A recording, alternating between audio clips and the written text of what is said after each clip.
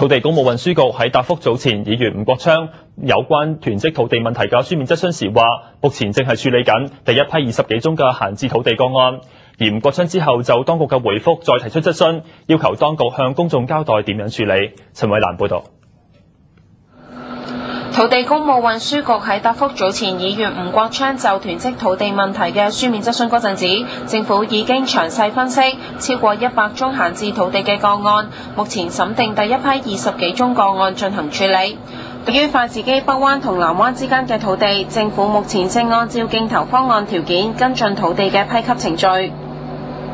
而喺06年批作路氹城物流中心嘅土地，政府現正計劃檢討路氹城嘅土地用途，並且研究調整土地用途嘅可行性。議員吳國昌就當局覆函提出質詢，佢質疑當局喺覆函裏邊迴避有關涉現任特首家族獲批地涉嫌長期囤積未收回嘅質詢，要求當局交代會唔會收返有關嘅土地。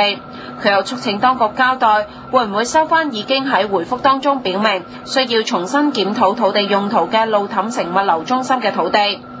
對於土地經公開競投，投資者喺2年之內冇開發嘅住宅樓宇用地，吳國昌促請政府交代會唔會收返土地，以政府直接興建或者再公開拍賣嘅形式，以增建公屋以及符合城市規劃用途。